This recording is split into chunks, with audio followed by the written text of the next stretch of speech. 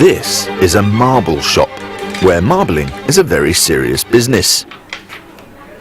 It's important for a marble to be both round and beautiful. Better still if you have little coloured bits in the middle. But have you ever wondered how the colours got there and how a marble is actually made? This man knows all about it. He's an expert glassblower and marble maker. He works here in the heat of the glassworks, and people come from miles around just to watch him in action. The glass is made by melting granules, mainly of sand, the principal ingredient. The blower's oven uses an incredible heat to reduce the mix to a liquid. This is definitely not the place for your Sunday roast, because any food in here would simply burst into flames and evaporate. And if you saw a glassblower's gas bill, you'd understand why. These furnaces use masses of gas to make an enormous amount of heat. So it's not a bad idea to close the oven door and save some energy. The marble maker is at his glory hole. This is the name that glassblowers give their warming ovens. He begins by making a kind of coloured glass sandwich.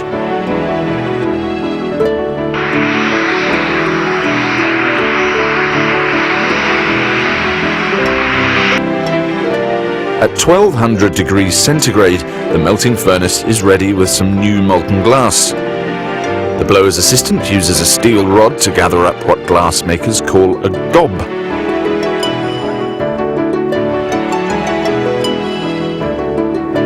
Marbles of wood or clay have been around for thousands of years, since the days of the Egyptian pharaohs even. But glass marbles are quite a new idea, only 200 years old. Watching them being made has always been fun, perhaps because this is not the sort of thing you can do at home. Our friend is back at the glory hole. He has more glass on his rod and has been warming it up, because blowers have to keep the glass on their rods hot enough to fiddle with and reshape. The glowing orb is going to find its way into the hearts of 100 marbles. But first, it must undergo a major shape change. The blower's assistant has come off furnace duty to help, and the marble makers have impaled the orb on another steel rod called a punty.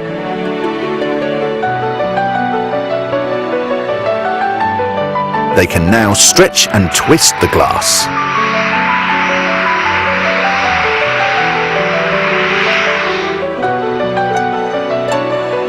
Longer and longer it gets, until at last it looks like a skipping rope.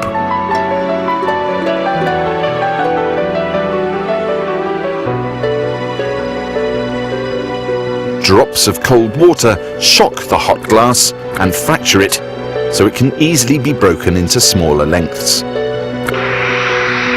In the other corner of the workshop, another blower already has a piece of the twisted glass on his rod. This will become the stuff of a marble's core. He takes it to the melting furnace for a spot of gathering.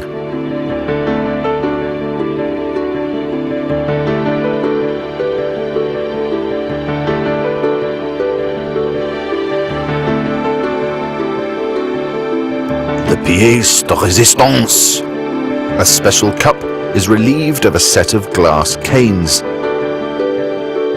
Tiny, tiny spindles of vivid colour.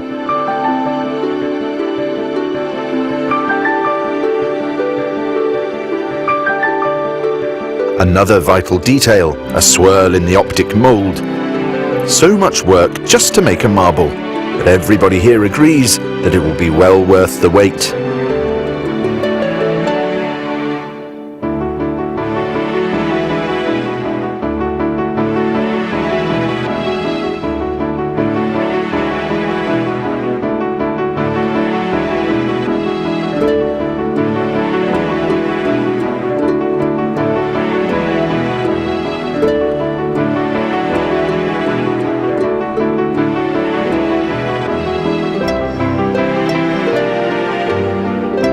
With a block mould made from graphite, the marble maker turns and shapes the end of the glass rod into a marble.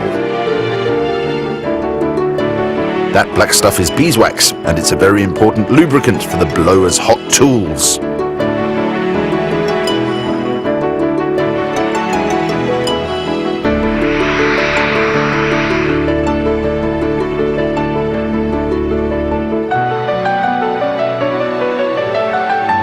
A stroke with cold steel fractures the glass, so the marble can be broken away. The snapped end forms a lump called the nipple. A marble with a nipple would roll most erratically, and so the lump is flattened down under a jet of burning gas.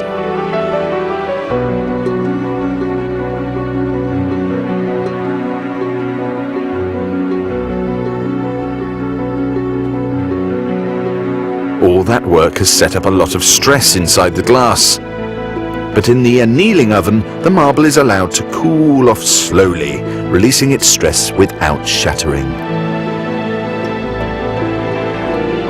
Outside, the heat of the workshop rises into the air through these magnificent old chimneys. And nearby, the sound of children playing rolling games that have been handed down over hundreds of generations.